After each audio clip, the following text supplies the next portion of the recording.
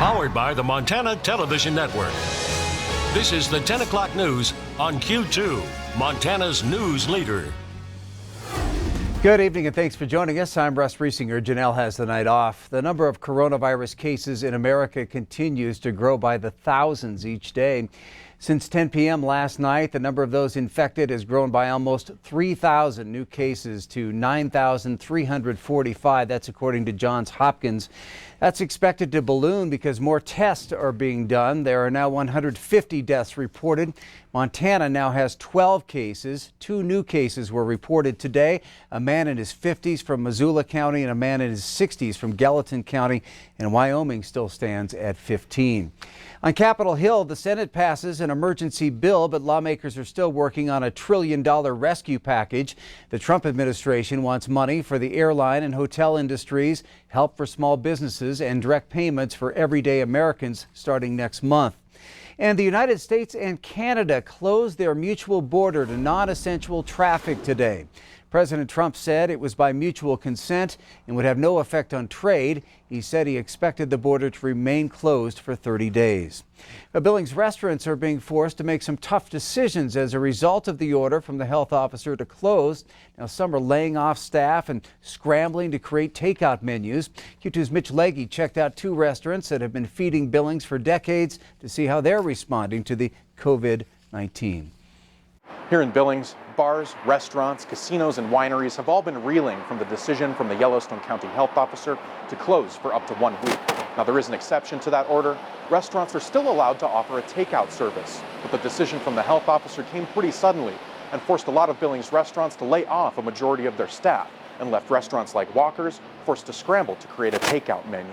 I mean, there's so many restaurants that are I don't know if they're going to make it through this, and I hope they all can. Running the show, there's about 3 of us, 5 of us that are going to be able to kind of keep things going, but I had to lay off upwards of 30 people today. Well, I've been in tears for the last 24 hours trying to figure out how to manage this and take care of everybody. Starting Thursday, for the first time in decades, Walker's will offer a lunch service complete with curbside pickup and delivery.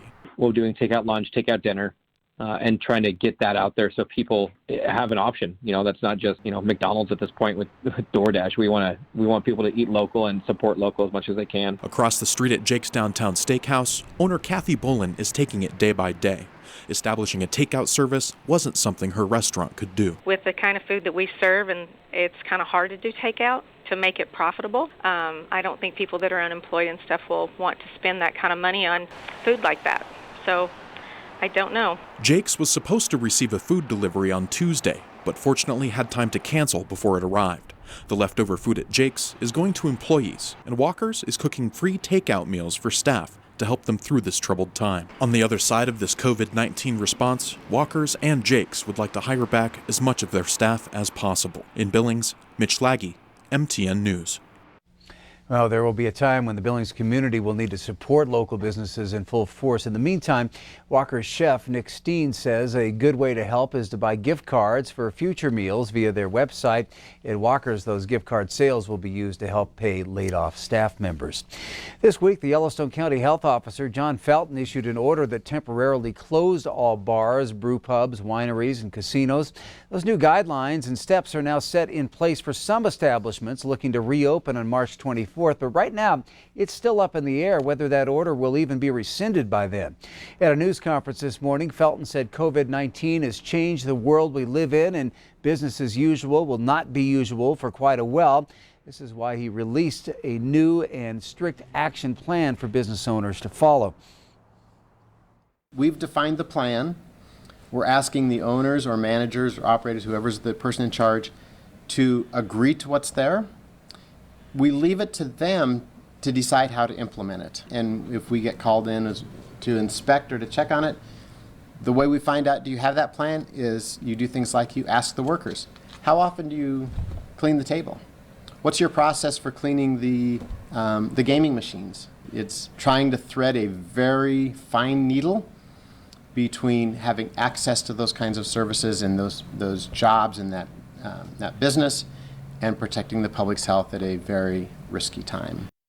And even if a business complies with everything in the guidelines to reopen, it does not mean they can until that order is lifted, which for for the time being is scheduled for Tuesday, March 24th. The new guidelines list can be found on our website, ktvq.com. The coronavirus has forced many people, including students, to stay, work, or study from home. Q2's David J. reports that utility companies are willing to help with possibly higher energy bills.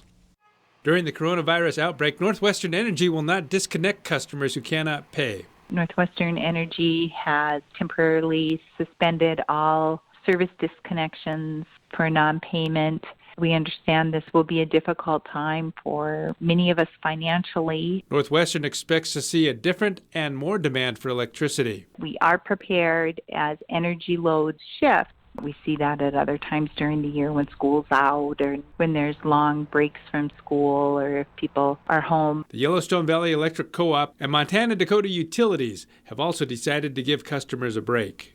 Some may be experiencing some financial hardships, so we're not doing any disconnects. It's a challenge to obviously look out for the best interests of the consumers and the members of our co-op. And it's help that is happening nationwide.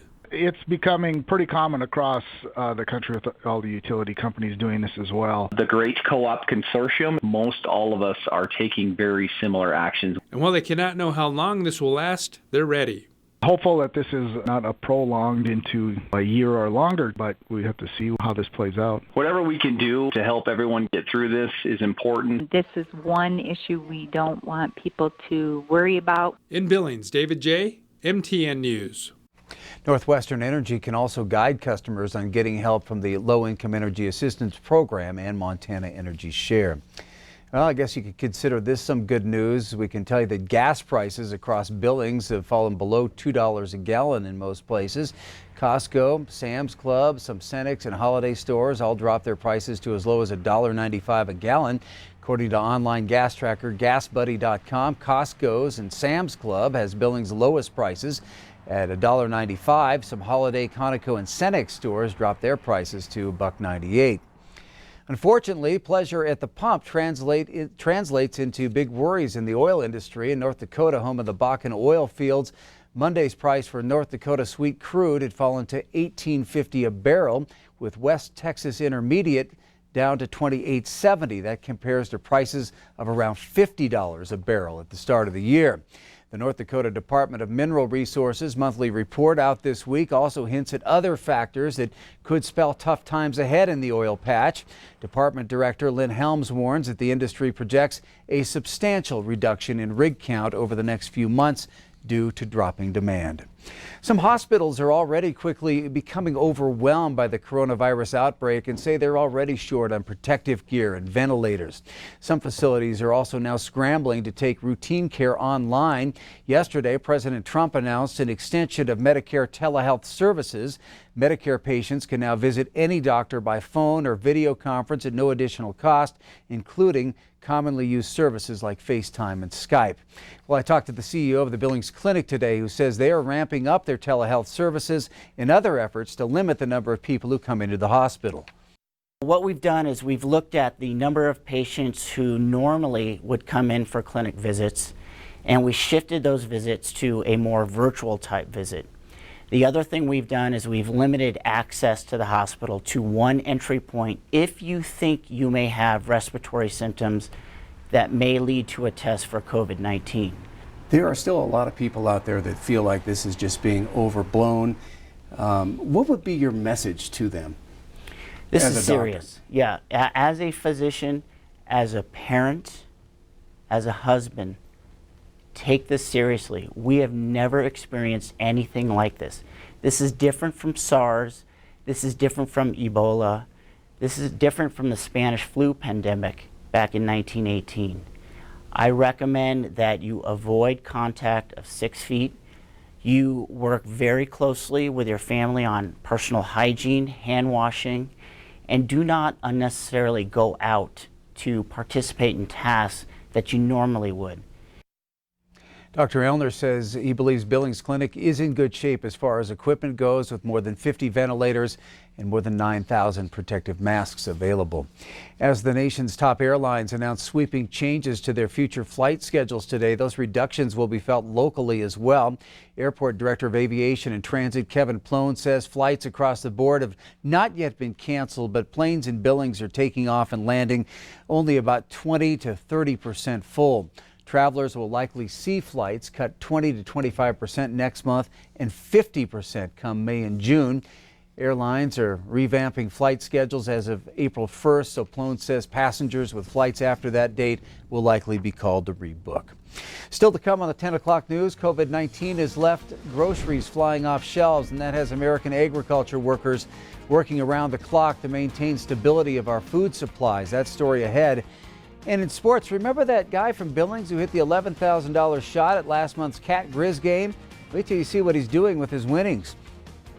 We had a little bit of light snow this morning, but it's since moved out of the area. Now we're getting some light snow tonight. What's coming up next on the last day of winter? We'll talk about it coming up. You're watching MTN News with Janelle Slade and Russ Riesinger. Storm Tracker weather with Bob McGuire. And sports with Scott Breen. This is the 10 o'clock news on Q2, Montana's news leader.